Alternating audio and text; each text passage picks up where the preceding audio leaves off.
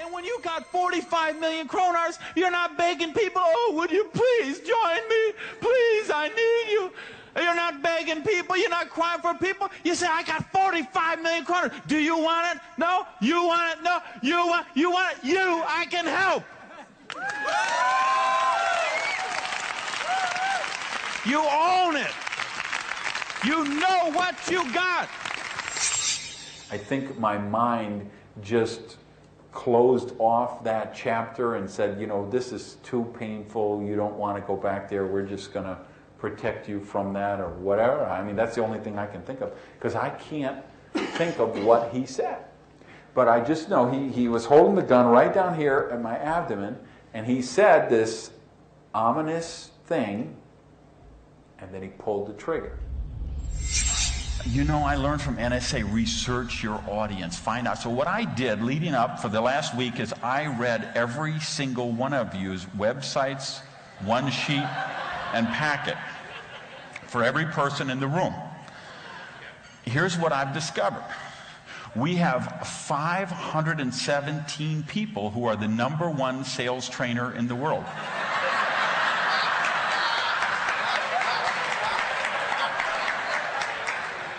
So why can't you sell more of your speeches? We have 893 people who are the preeminent motivator in the galaxy.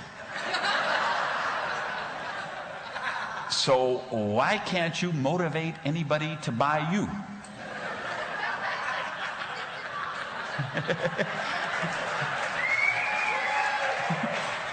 And we have about 312 people who claim they can actually move mountains with a mustard seed. So why can't you get a bureau to return your calls? Now, let's explore why you think that's the case, and then let me suggest why I think that's the case.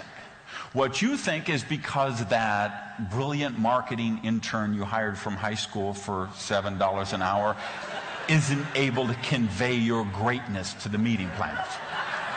Okay?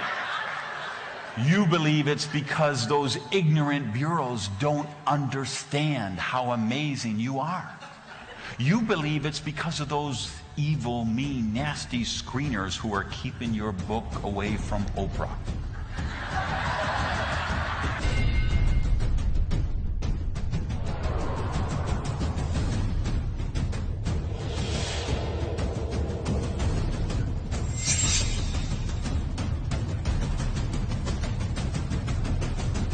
I don't know what this guy knows, but he knows something. I don't know what he's doing, but he's doing something.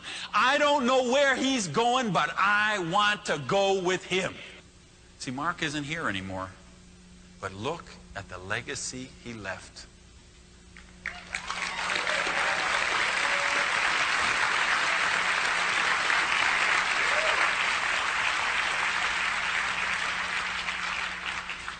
You know, I got a chance to call Baxter Richardson. I looked him up, found the phone directory, called. He's still a teacher. He barely remembered me. Because you know what? He must have counseled dozens and dozens of troubled kids. And I was one kid he saw once in a jail cell and a couple of times after that. He barely remembered me. But let me tell you, I remembered him.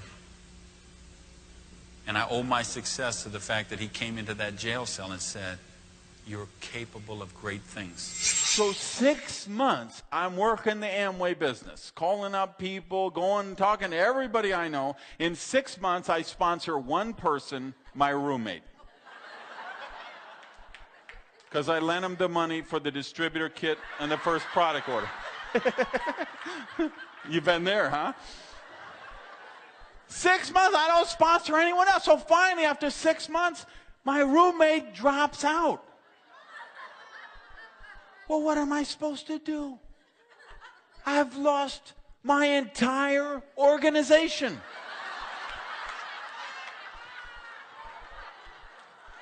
So I quit. But of course, I've already prospected everybody I know. So of course, when anybody joins anything like that, they say, call Gage, he's into those things. So a couple of months go by, I get a call, and he says, I got a deal just like Amway, only better. Well, I liked Amway. So he comes, shows me the deal. I'm in. Sign up the roommate. Same deal. 3-4 months go by, roommate drops out. I drop out. Couple of months later, ring, ring. They got a deal that's just like the deal that's better than Amway, only it's better than the deal that's better than Amway. I'm all over that. Same deal, sign up the roommate. Same deal, roommate drops out, I drop out. Couple of months go by, ring, ring. They got a deal that's better than the deal which is better than the deal which is better than Amway. I'm all over it. Roommate won't join.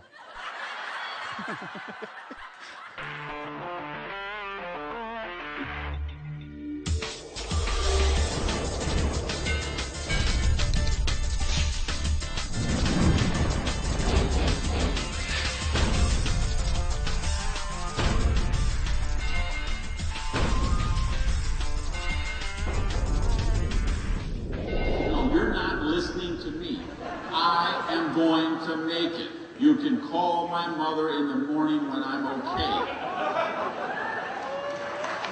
So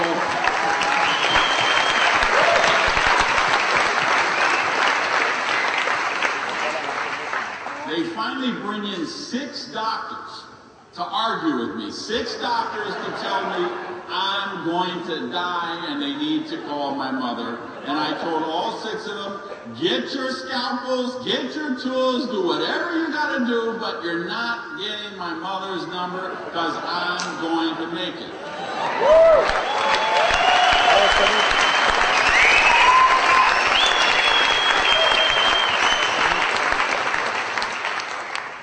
Now, some of you smarter people in the auditorium, you've already figured out I made it.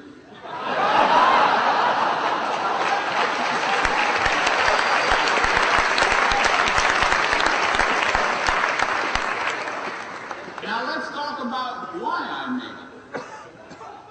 I made it because I believed I would make it.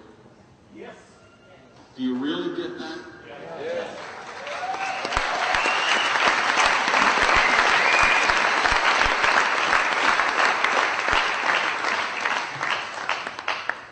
Why did these men and women in the front section make it to the rank they made it?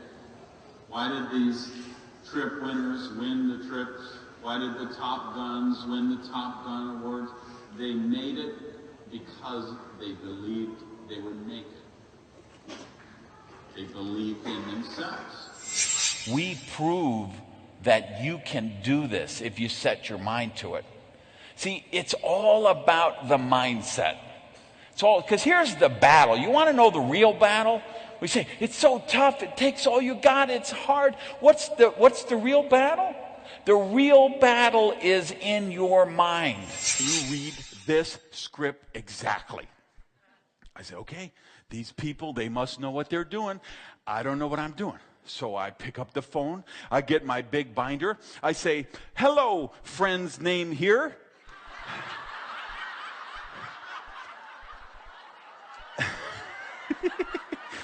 This is your name here, and I have something I'm really excited about, and I'd like to share with you. What would be better, Tuesday night at 7 o'clock or Thursday night at 7:30?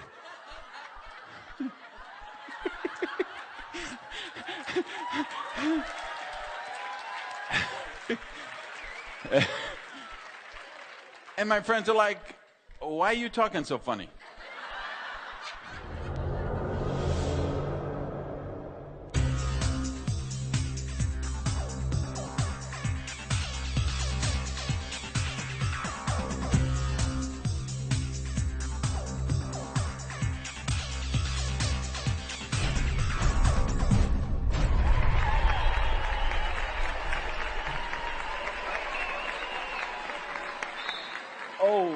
The Places You'll Go by Dr. Seuss.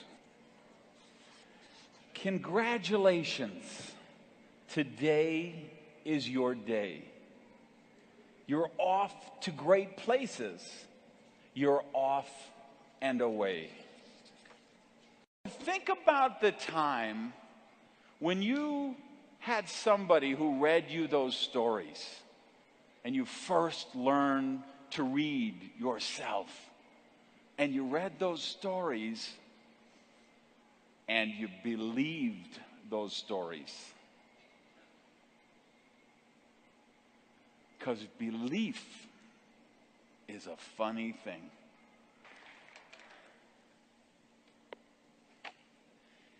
And will you succeed? Yes, you will indeed. 98.75% guaranteed. Says success is guaranteed. But you know what? In the real world, the success is not guaranteed. Let me tell you one more story.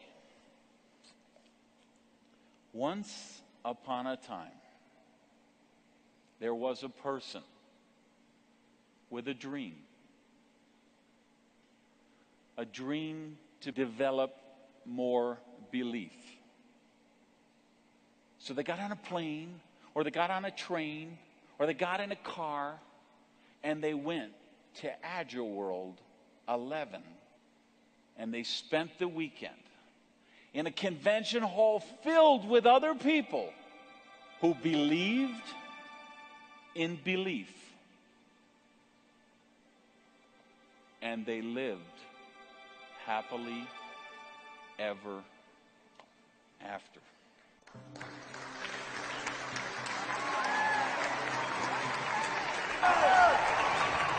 I need to know, do you believe in cell tech? All right, and I got one more question, and I'm looking for a one-word answer. And you better blow the roof off this Coliseum, because that's it, and I'm out of here. I need to know, do you believe in you?